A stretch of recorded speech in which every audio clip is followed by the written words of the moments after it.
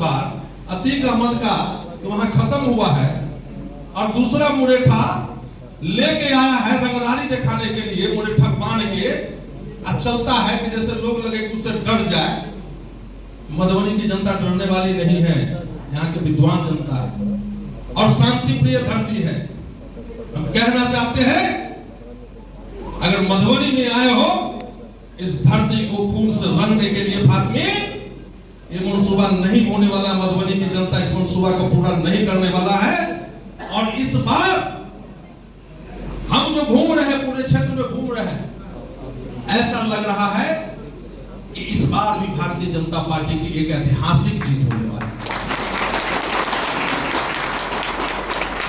और एक चीज हम बता देते हैं कि दरभंगा से छोड़ के भाग के आया है क्योंकि बहुत गांधी जी कह रहे थे ढेर सारा वादा कर दिया है, जाइएगा उसका बोर्ड देखिएगा, बोर्ड लगा हुआ है, काम कुछ नहीं हुआ है।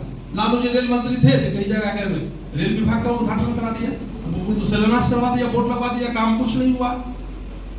क्यों आया भाग के?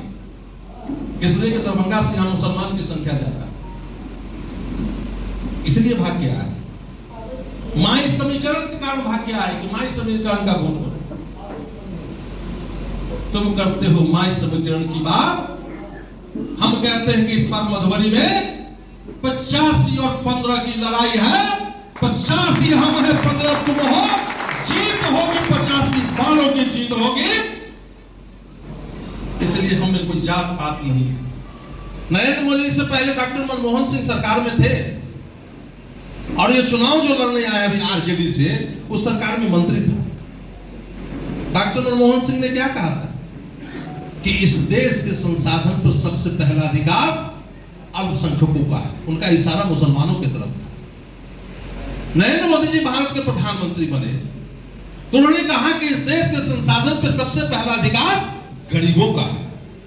कितना अंतर है? ये मंत्री था उस समय। सवाल इनसे करिए ना, हमसे सवाल करता है तो हमने तो कई बार कहा है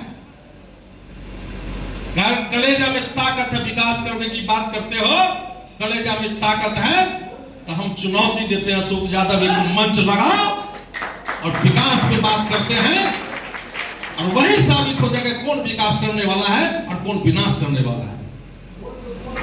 क्यों नहीं स्वीकारता है मेरा चैलेंज? आज भी इस धरती से हम चैलेंज करते हैं कि करो, काउंट कलम में तुम्हें लगाओ बड़े और विकास पर चर्चा कर लो अपने अपने सरकार की, या जिस मामले में चर्चा करने हम चर्चा करने के लिए तैयार हैं।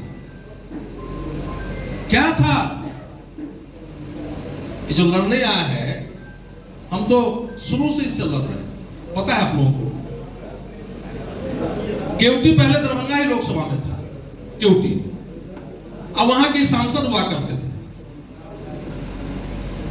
तो हम तो राजनीति का शुरुआत किए तो इन्हीं लोगों से लड़ना शुरुआत किए।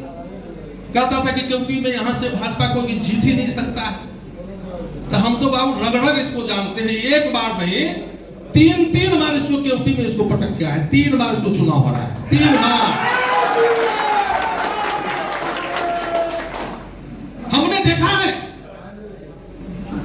कि सड़क बनती है सरकार के द्वारा, भारत सरकार हो कि बिहार सरकार हो, उस सड़क पे जानवर चल सकता है, कुत्ता चल सकता है, सुगर चल सकता है, लेकिन जिस गांव में हिंदू अल्पसंख्यक है तो देवी देवताओं का मूर्ति उस सड़क पे नहीं चल सकता है। और ये करवाते थे, कभी भी जाके बीच में समझौता नहीं करवाते थे। किस मुद्दे पर वोट मांगने के लिए आए हैं? अमरनाथ का भी चर्चा करते, सीए कानून क्या है? पाकिस्तान, बांग्लादेश, अफगानिस्तान, इसमें से जो हिंदू धार्मिक प्रताड़ना के कारण भारत में भाग के आया है, नरेंद्र मोदी जी कहते हैं ऐसे लोगों को हम नागरिकता देंगे। ये लोग क्या करता है? विरोध करता है।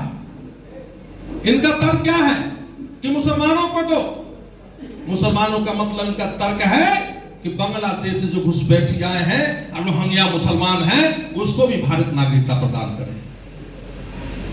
यह बांग्लादेश के समर्थक है। पाकिस्तान से कहा जाता है, पार्लियामेंट में उसका एक एमपी बोलता है कि भारत में राहुल गांधी भारत का प्रधानमंत्री होना चाहिए। जो पाकिस्तान का भाषा है वही भाषा ये राजद के लोग और कांग्रेस के लोग बोलते हैं। इसलिए आप लोगों से आग्रह निवेदन करने आए